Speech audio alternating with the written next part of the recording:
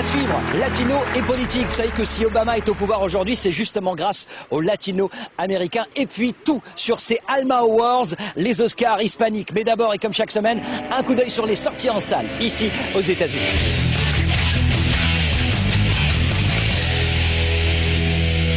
That's Alexander. I hate this train! Where the Wild Things Are deviendra dans sa version française Max et les Maxi-Monstres, probablement pour attirer le public d'Arthur et les Minimoys. Les deux histoires se ressemblent d'ailleurs un peu, mais dans le cas de Max, c'est beaucoup plus sombre. C'est d'ailleurs ce qui a plu à Spike Jonze, habitué aux clips vidéo décalés et à un cinéma plutôt déjanté.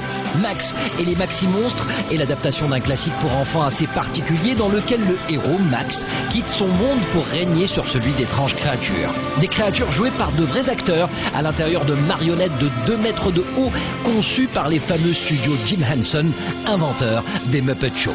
Sortie française de Max et les Maxi-Monstres le 16 décembre prochain, juste à temps pour les fêtes.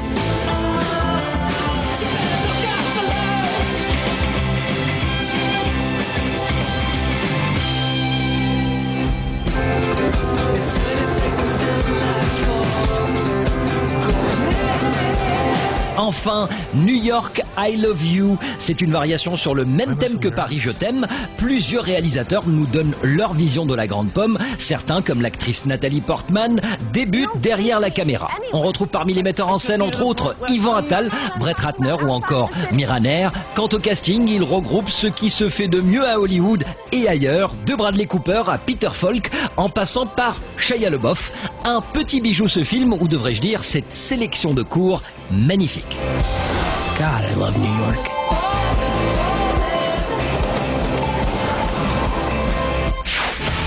Voilà pour l'agenda cinéma US. Retour à nos stars hispaniques, puisqu'en ce moment, aux États-Unis, on célèbre le mois latino.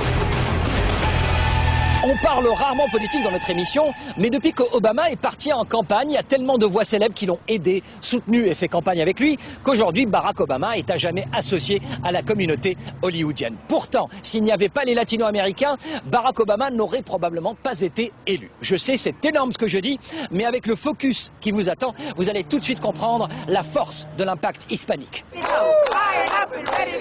Nous ne sommes ni à Mexico ni à Bogota, mais à Los Angeles, en pleine campagne présidentielle. Le discours se veut délibérément en espagnol. Le slogan, lui, reprend le cri de guerre du syndicaliste César Chavez dans les années 70. Si, su puede. Oui, nous pouvons. Les latinos pour Obama jouent la carte de la proximité. Nuestro pueblo ha sufrido mucho por la discriminación. Él lo vivió. Él sabe lo que es, y esa es una muy importante conexión con nuestro pueblo. Rien qu'en Californie, les hispaniques représentent 40% de la population. Et c'est grâce à cette minorité, la plus importante du pays et l'une des plus pauvres aussi, que Barack s'est retrouvé à la Maison-Blanche.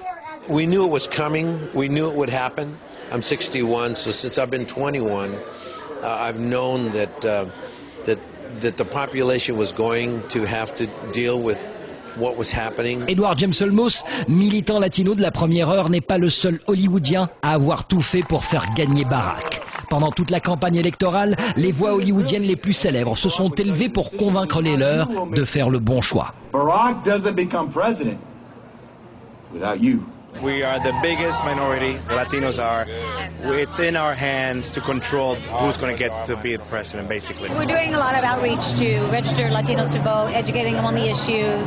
For us, the major issue for Latinos is immigration reform.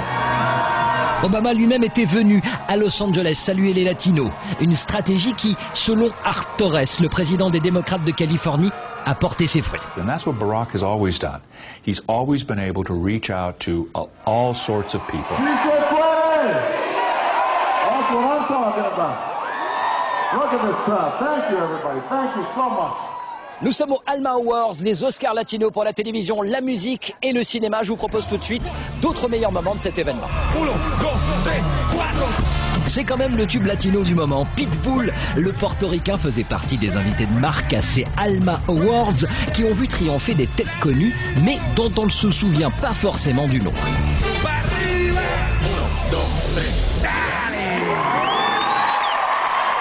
Mi amigo Oscar Núñez.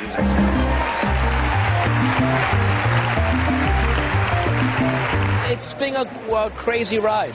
It's been fantastic. I'm very lucky to be here, and this is just a party. Any actor, Latino or whatever you are, if you have a job in this business, a steady job, you consider yourself very lucky. Everyone knew, and I'm proud that I'm an American, I'm Latino, and this is my culture, this is what I do. You either take me or leave me, and that's the way it goes. And that's all I ever thought about. I never thought about, oh, they're not going to take me because Latino. I never thought about that at all. So.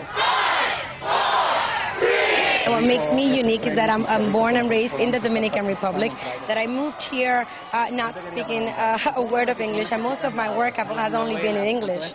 So I'm actually trying to, in a way, go backwards. And even on Heroes, it was the first time that I actually got to act in Spanish. Buenas noches and good night.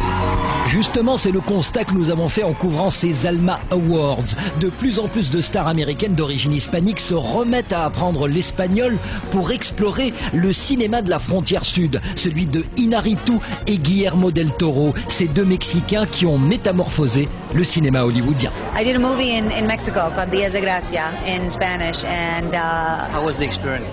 It was wonderful. It's a beautiful experience. I had a wonderful time in Mexico. That's one of the countries that I feel most at home.